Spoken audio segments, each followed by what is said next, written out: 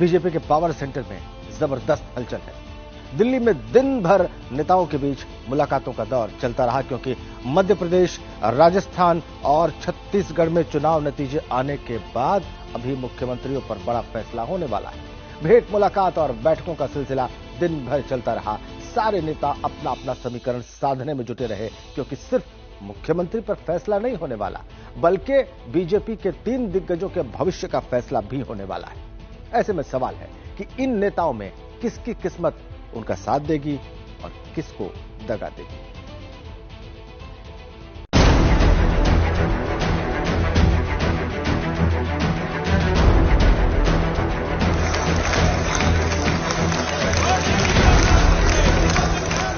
राजस्थान, मध्य प्रदेश और छत्तीसगढ़ के मुख्यमंत्री के नाम पर मुहर लगने से पहले जमावड़ा लगा हुआ है पावर सेंटर में। सूबे की सत्ता की अट्टालिका पर बैठने के लिए तमाम नेता आखिरी जोर लगा रहे हैं। इस दरबार से उस दरबार तक दौड़ लगा रहे हैं और इस सब के बीच प्रधानमंत्री मोदी मंत्रणा कर रहे हैं। अमित शाह और जेपी नड्डा भेंट मुलाकात कर रहे हैं। तय हो जाएगा कि वसुंधरा राजे सिंधिया की किस्मत में क्या है, शिवराज सिंह चौहान आगे क्या करने वाले, राजनीति में रमन सिंह का भविष्य क्या है। सूत्र बताते हैं कि फैसला हो चुका है। पीएम मोदी अपना मन बना चुके हैं, बस आखिरी मोहर लगने भर का इंतजार है।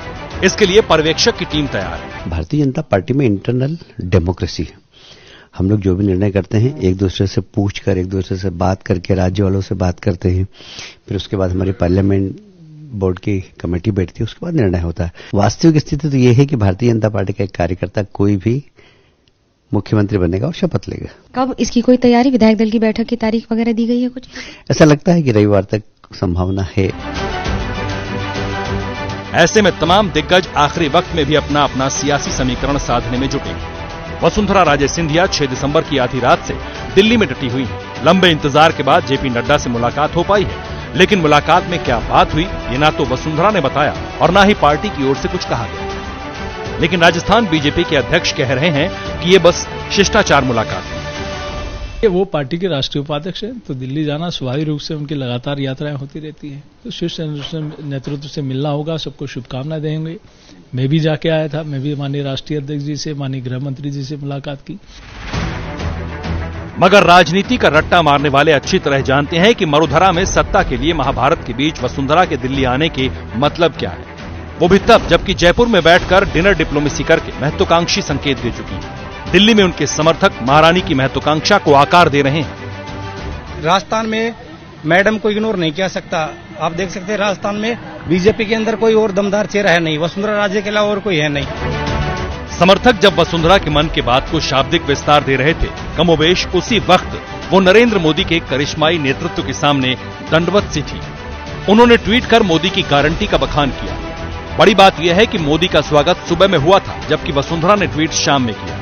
तब तक लाख कोशिशों के बावजूद जेपी नड्डा से वसुंधरा की मुलाकात नहीं हो पाई। जब वसुंधरा राजे दिल्ली दरबार में पार्टी अध्यक्ष से मुलाकात के लिए मशक्कत कर रही थी, उसी वक्त राजस्थान में मुख्यमंत्री पद के तमाम दावेदार पावर सेंटर में ही मौजूद थे। गजेंद्र शेखावत, ओम बिरला, अश्विनी वैष्णव और बाबा बालकनाथ। बाबा बालकनाथ ने बाकायदा अमित शाह से मुलाकात भी की।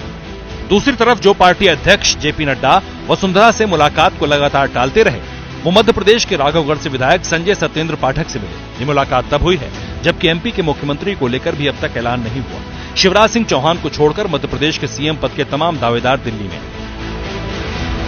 आपकी मुलाकात हुई किसी नेता से, अमित शाह जी से या फिर नड्डा जी से? नहीं, मेरी तो सबसे मुलाकात हुई है, पर हमने इस विषय में कोई बात नहीं की।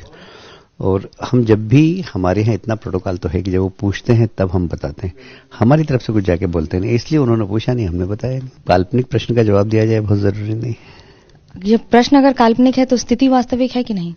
वास्तविक स्थिति तो ये है कि भारतीय जनता पार्टी का एक कार्यकर्ता कोई भी मुख्यमंत्री बनेगा और शपथ लेगा। जब दिल्ली में बैठकर तमाम नेता समीकरण बना रहे हैं, तब मुख्यमंत्री शिवराज सिंह चौहान दिल्ली से करीब 1000 किलोमीटर दूर छिंदवाड़ा में आदिवासी के घर भोजन कर रहे हैं, रैली कर रहे हैं, अगले चुनाव की तैयारी में जुटे। हम शुरू कर रहे हैं मिशन मध्य प्रदेश का मिशन 29। और मिशन 29 का मतलब है मध्य प्रदेश में लोकसभा की सीटें हैं 29। फिर से मोदी जी को प्रधानमंत्री बनाना है तो 29 की 29 सीटें भारतीय जनता पार्टी को जिताना है। जब पार्टी के पर्यवेक्षक भोपाल में होंगे या जाने की तैयारी कर रहे होंगे, तब भी शिवराज सिंह चौहान राघोगढ़ में कार्यकर्ताओं से मुलाकात करेंगे। ये बेफिक्री तब है जबकि सीएम पद के लिए शिवराज सिंह के लिए बड़ी चुनौती है प्रहलाद पटेल, जिन्होंने केंद्रीय मंत्री के पद से इस्तीफा दिया है। हमारा अनुभव, जीवन का अनुभव, बहुत छोटी उम्र में मैं संसद में आया था। इन 3 दशक से ज्यादा का समय यहाँ का है, जो जीवन का बहुत बड़ा अनुभव है। वो आने वाली जिंदगी में मुझे काम आएगा, ऐसा मैं विश्वास करता हूँ। मैं फिर से आदरणीय प्रधानमंत्री जी का, अपने राष्ट्रीय अध्यक्ष जी का हृदय से आभार व्यक्त करता हूँ। मुख्यमंत्री की दावेदारी को लेकर मौन सिर्फ शिवराज ही नहीं है, रमन सिंह भी मोदी का नाम लेकर चुप्पी साधे। जबकि छत्तीसगढ़ के दूसरे नेता दिल्ली में मोतीलाल नेहरू मार्ग पर दौड़ लगा रहे थे, मुख्यमंत्री पद की रेस में खड़ी रेणुका सिंह ने जेपी नड्डा से मुलाकात की। चेहरा खिलखिला रहा था। माना जा रहा है कि अब वो दिल्ली से दूर छत्तीसगढ़ में बीजेपी को और मजबूत करेंगे। पार्टी मुझे जब भी जो जिम्मा देगी मैं वही करूंगी। एक लाइन में कह रही हूं कि मैं वो कार्यकर्ता हूं जो हमेशा संगठन के बताए हुए रास्ते पर चलती हूं। जब जब उन्होंने जो कहा मैंने वही किया। आलाकमान का नाम लेकर जो दौड़ भाग हो रही है, उससे संकेत बहुत कुछ मिल रहे हैं। रात भर की बात है, उसके बाद धीरे धीरे सब कुछ साफ हो जाएगा, क्योंकि फैसला हो चुका है।